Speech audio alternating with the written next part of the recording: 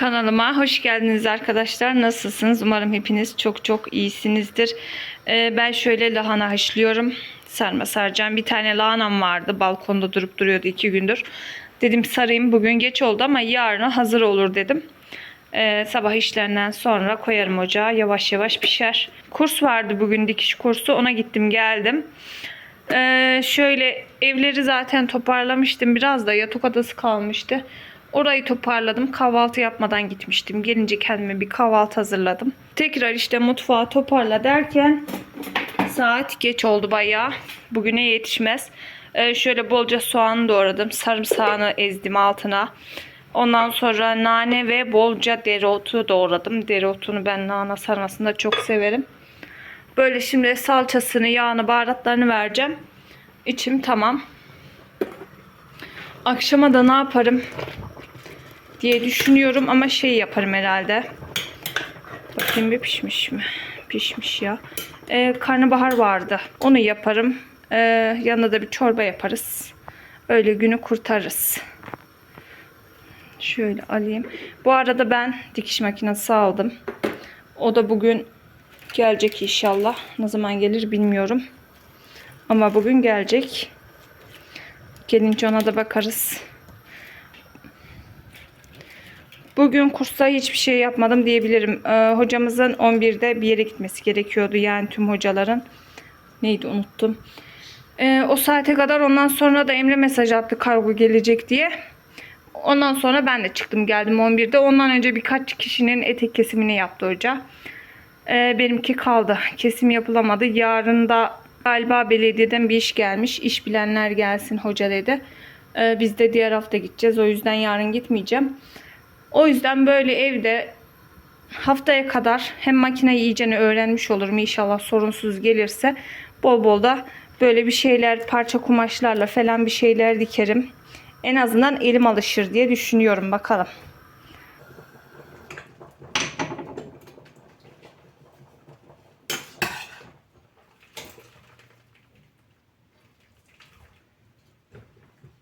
Lahanalar hazır. Şimdi hemen şu harcını da hazırlayayım. Bunu şimdi sarar mıyım bilmiyorum. Belki bir kısmını sararım. Gerisi kalır. Çünkü akşama yemek yapmam lazım. Efe ile Ayşe'nin beslenmesi için bir kek yapayım diyorum. Bakalım. Büyük ihtimal bunu akşam otururken sararım. Şöyle pul biberle karabiberini anlatacağım ama pul biber ben çok eklemeyeceğim. Acı.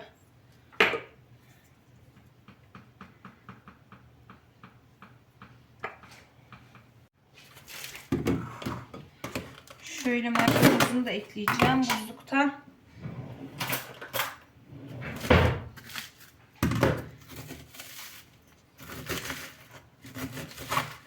Bastıra bastıra doldurmuştum. Çıkmıyor. Yağını, tuzunu da ekledim bu arada arkadaşlar. Şöyle.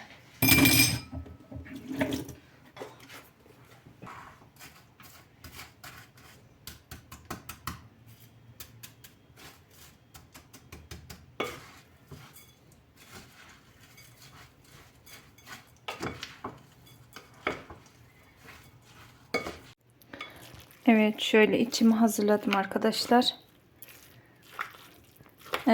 Biraz daha salça ekledim. Az geldi çünkü sonradan baktım. Az gözüküyordu. Böyle şimdi bunları kenara alayım. Ondan sonra şurayı hemen bir toparlayayım. O tencereyi yıkayacağım. Sardığımı yine onda pişireceğim.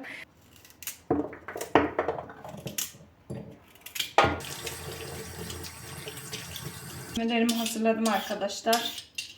Dedim bir kek yapayım. Ondan sonra yemek işini hallederim. Sarmayı sonraya bıraktım. Yemekten sonra otururken sararım. Şöyle havuçlu tarçınlı bir kek yapacağım. Tam zaman artık böyle soğuk havalarda güzel olur.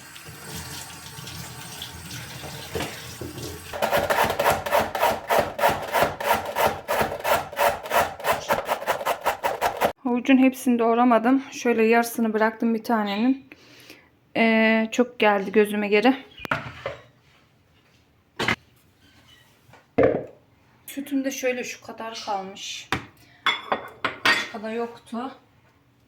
Şöyle yağını da aldım. Bir de cevizim benim şu kadar kalmış arkadaşlar. Bunu buzluğa atmışım. Daha önce doğramıştım böyle bir şey için. Ne için kullandım bilmiyorum. Fazla gelmiş. Şu kadar da fındık vardı. Bunu da ekleyeceğim içerisine. Böyle karışık olacak.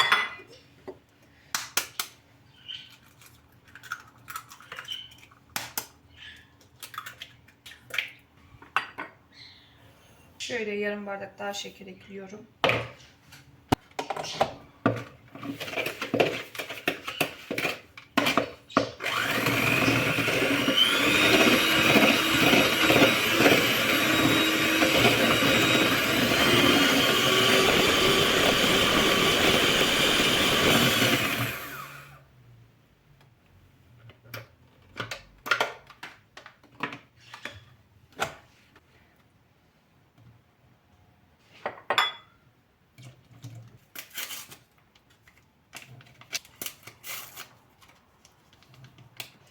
Evet, tarçınlı göz kararı ekleyeceğim.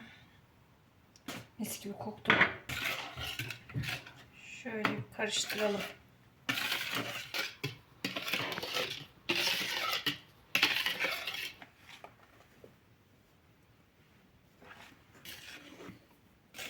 Bu arada annemler de geldi köyden arkadaşlar. Artık buradalar. Geçen oraya gittik. Geldikleri gün değil, ertesi gün gitmiştik. Ev biraz toparlamaya yardım ettik. Zeynepgil geldi böyle. Amcamgil geldi. Biraz toparladık orada işte. Ondan sonra bir yemek hazırladık, yedik. Şey yapmaya gittik. Mutfağa, yatak odasına, bir de koridora halı aldık. Yok, mutfağı o gün alamamıştık. Daha sonra ertesi gün Zeynep'le gitti onlar. Mutfağı da aldılar. Ondan sonra perdeleri seçtiler. O gün yetiştirememiştik. Koltukları geldi. Başka ne geldi? Süpürge almıştık. İnternetten sipariş vermiştik. Süpürge geldi. Yarın da televizyonu kurmaya gelecekler. Yine bulaşık makinesi gelecek. Sadece yani gelmeyen çamaşır makinesi kaldı. O da gelir birkaç güne. O da sipariş verildi. Böyle buzdolapları zaten gelmişti ondan önce. Derin dondurucuyla buzdolabı.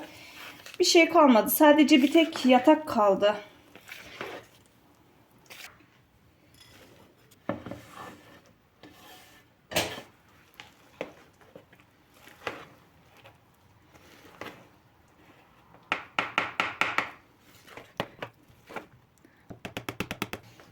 Şöyle biraz da unluyorum ben. Kalıbı yağladıktan sonraki daha güzel çıksın diye.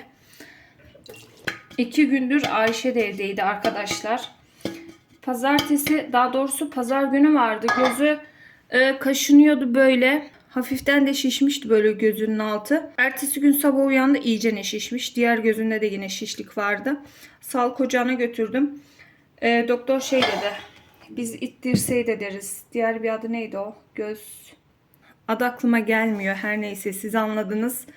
İşte onun için damla göz kremi verdi bir tane. Bir tane de suya atılan yine bir antibiyotik verdi. 2 günlükte rapor yazdı. 2 gündür evdeydi. Zaten dün de gidemezdi. Dün de yine diş randevumuz vardı. Hem Efe'yi götürdüm hem Ayşe'yi götürdüm. Efe'nin ön dişi kırılmıştı daha önceden. Öndeki o 2 dişin ucunu yaptırmıştık biz. Birini yine böyle tavuk yerken sanırım düşmüştü ısırınca. Onun için tekrar bir ön randevu veriyorlar. Diğer gittiğimizde yapacaklar. Gazi Üniversitesi öyle.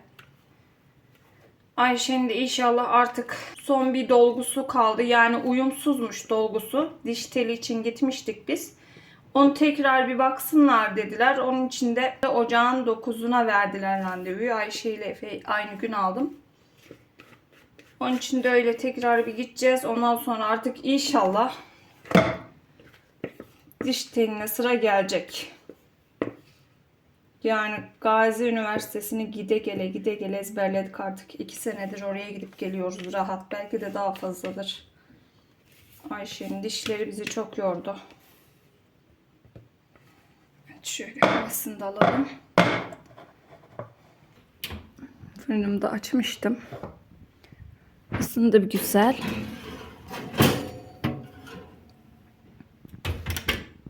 Evet, kekimizi de attık.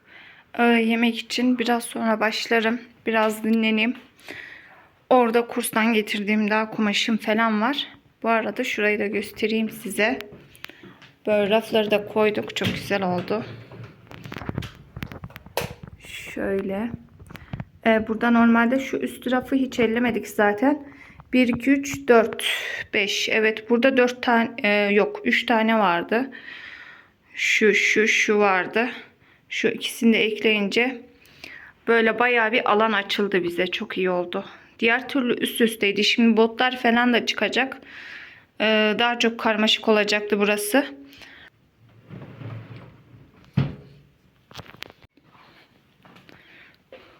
Burayı da daha hiç elimi sürmedim salona. Neyse ki akşamdan biraz toparlayıp öyle uyumuştum. Şöyle camını açalım. Hava bir kapandı. Yağmur yağacak gibi. Bir mutfağa süpürge tutayım dedim. Yerlerde bayağı bir kırıntılar var. Efe zaten kahvaltı falan yaparken sağ olsun masanın altını mahvediyor. Orayı çoğunlukla böyle karaşla alıyorum hemen ama bugün şuralarda da kırıntılar var.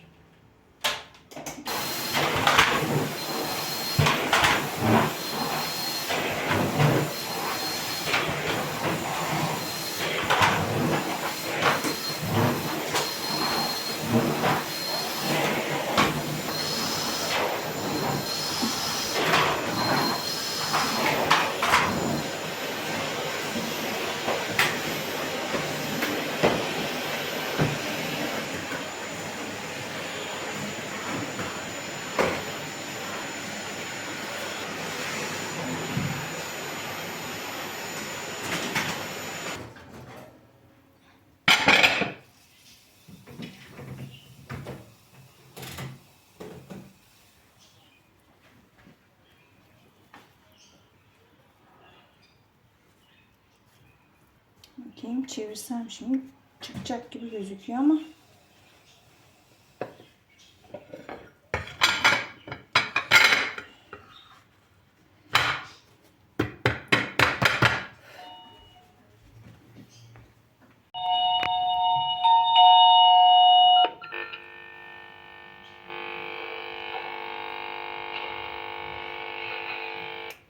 kargo geldi arkadaşlar. Makinam geldi. Ay, heyecanlandım. Şunu hemen çıkarayım. Ondan sonra makineye bakalım. Ay, yemek de yapmam lazım. İyi güzel tek seferde çıktı. Şöyle bir de karnabaharları böyle parçalara ayırdım. Suya koydum. Bunu yapacağım birazdan. Bir de çorba yaparız. Kekimiz de var. Mis.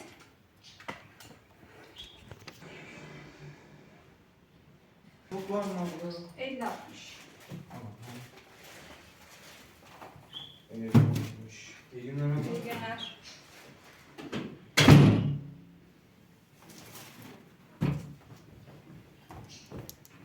Evet, makinem geldi arkadaşlar. Tercihimi Janome'den tarafı yaptım. Birçok markaya baktım. Yeni elektronik makineler çok pahalı geldi bana. Yani şu anda onları alamazdım. Bu orta düzey bir makine diyelim buna. Bunu aldım. Bakalım inşallah ihtiyaçlarımı karşılar. Açıkçası makineler hakkında hiç bilgim yoktu. Dikiş makinesi hakkında. Umarım doğru tercihi yapabilmişimdir. Şöyle açalım bakalım bir.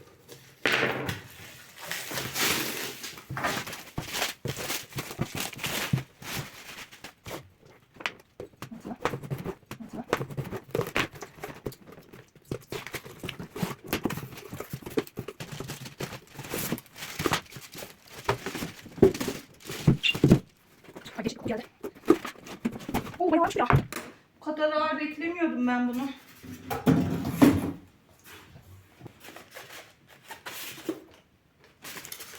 Evet, bu pedalı. Güzel korunaklı geldi.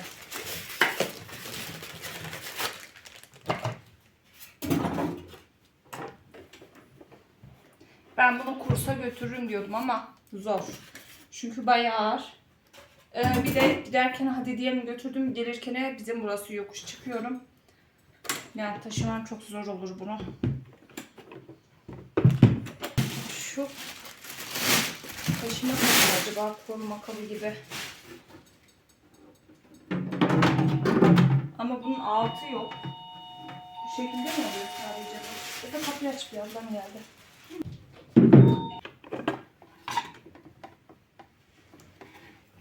Nasıl çıkıyor?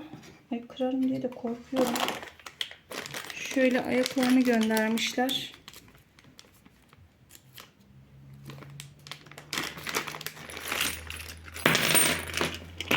Şu tornavidası olması lazım.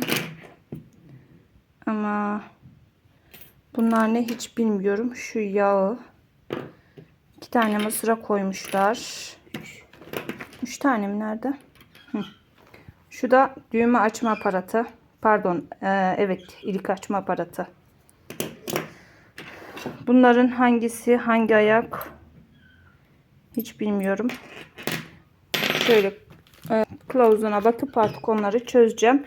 Şöyle 5 tane de iğnesi var. Arkadaşlar. Bunun evet mekiğini buradan sardıracağız üstten.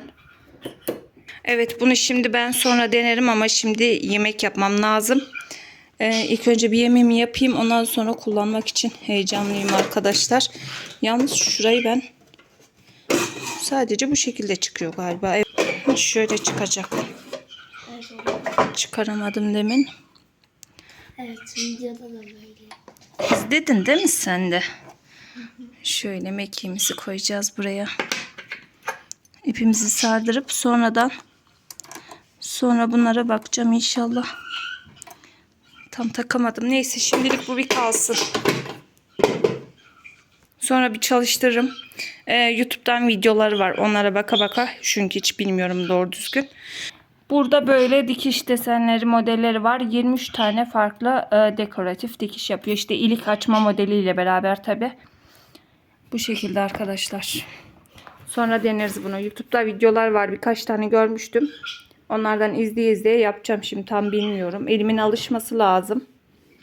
Kekim de bu arada hafiften ılımış. Hemen bunun üstüne bir örtü örteyim. Makinen gelince heyecanla ona koştum. Ay, çok heyecanlıyım. Bir an önce ayarlayıp kullanmak istiyorum. Onun için hemen şu yemeği yapmam lazım tabii önden. Çocuklar yemek bekler. Hemen yemeğimi yapayım. Bir de çorba yaparım yanına. Şehriye çorbası yaparım diye demiştim. Onu yaparım. Öyle arkadaşlarım. Şuraları hemen kaldırayım. Bir onları tekrar fırına kaldırayım. Yemeğe koyayım ben.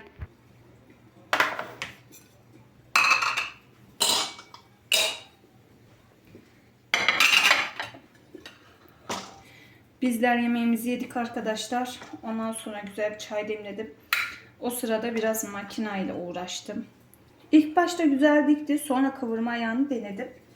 Onda ip topladı altında. O neden oluyor hiç bilmiyorum. Tansiyon ayarlarıyla da oynadım ama ilk başta böyle yaptı. Tekrar ipin yeniden taktım, acaba yanlış bir şey mi yaptım diye. Tansiyon ayarıyla falan oynadım biraz. Şimdilik o sorunu yapmıyor, bakalım düzeldi gibi. Öyle başından hiç de kalkasım yoktu. Şimdi çayımızı içelim. Ondan sonra lahanayı saracağım. Lahana beni bekliyor. Kekten de çocuklar okuldan gelince 2'şer dilim yediler. Bakın içi de şöyle olmuş.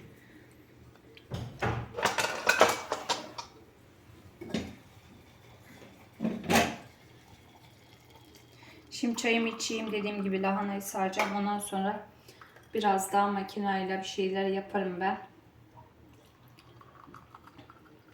Günü böyle kapatıyoruz. Artık burada sizlere de veda edeyim. Günüm böyle geçti. Kurstan geldim. Mutfaktan çıkamadım. Bugün başka hiçbir ev işte yapmadım. Hep mutfaktaydım. İşte makinayla uğraştım. Böyle 1-2 saat. Öyle. Artık videomuzu kapatalım. Kendinize çok çok iyi bakın. Videoyu beğenmeyi unutmayın. Hoşça kalın.